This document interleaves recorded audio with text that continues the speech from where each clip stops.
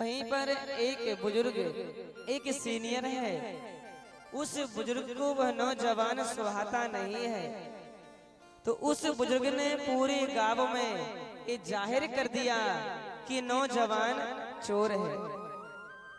अब वो बेचारा बच्चा नौजवान चोर नहीं था, लेकिन उस बुजुर्ग ने, उस सीनियर ने पूरे गांव में जाहिर कर दिया कि नौजवान चोर है। सज्जनों, अब बेचारा वह बच्चा जिस गली से निकल जाए लोग उसे चोर की दृष्टि से देखें। संयोगवश एक दिन उसी गांव में चोरी हो गई।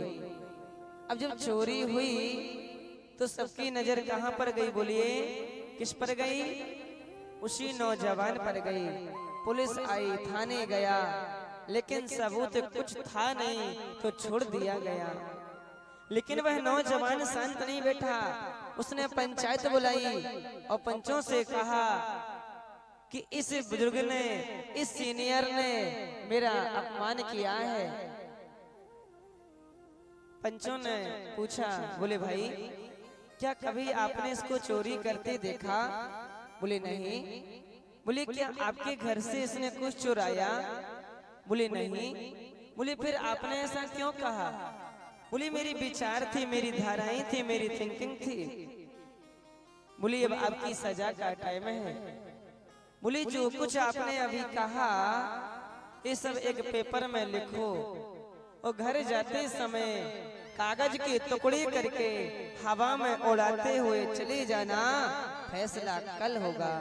महाराज, उस बुजुर्ग ने एक पेपर में लिखा और घर जाते समय कागज के टुकड़े करके हवा में उड़ाते हुए चला गया। दूसरे दिन फिर पंचायत जुड़ी। पंचों ने फिर पूछा, बोले भाई क्या आपने कभी इस नौजवान को चोरी करते हुए देखा? बोले नहीं। बोले क्या आपके घर से इसने कुछ चुराया? बोले नहीं। बोले फिर आपने ऐसा क्यों कहा? बोली मेरी विचार थी, मेरी धाराएं थी, मेरी थिंकिंग थी। बोली अब आपकी सजा का टाइम है।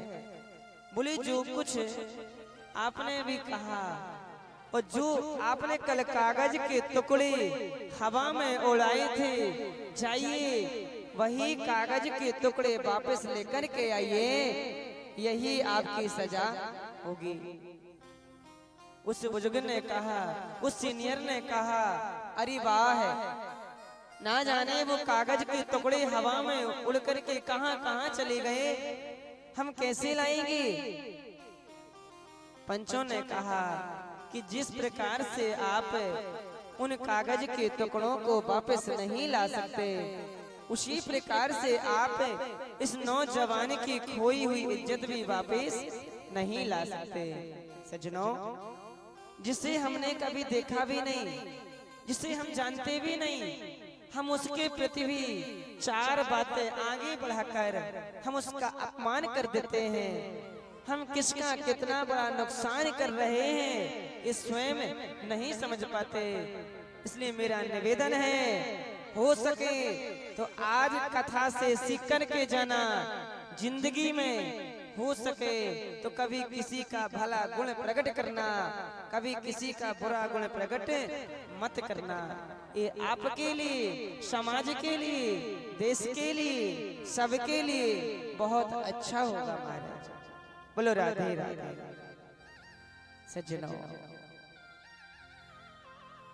आप लोगों ने कथा में श्रवण किया प्रथम दिवस भक्ति मैया की कथा। आज नारद जी महाराज को सनकादिक मुनियों ने भगवान की कथा सुनाई। भक्ति मैया ज्ञान वैराग्य सुंदर भागवत के अर्थ से पुष्ट होकर के और ताता थैया करके नृत्य करने लगे। नारद जी महाराज ने सनकादिक मुनियों से पूछा, बोले प्रभु ये जो भगवान की कथा है बड़ी पावन कथा है। सनकादिक मुनि कहते हैं, ऋषियों इस भगवान की कथा के सुनने से, श्रीमद् भागवत महापुराण की कथा के श्रवण करने मात्र से जीवन का कल्याण हो जाता है। कोई कितना ही बड़ा पापी क्यों ना हो, उसका मोक्ष हो जाता है, कल्याण हो जाता है। नारद जी ने कहा, आपके पास कोई प्रमाण है? बोले हाँ। बोले क्या? श्लोक आता है सज्जनों कि एमानि वह पाप कृतस्तु सर्वदा सदा दुराचारिरता विमार्गः क्रोधा अग्नि दग्धः कुटिलाश्च कामिनः सप्ताहे यज्ञेन कलो पुनन्ति ते।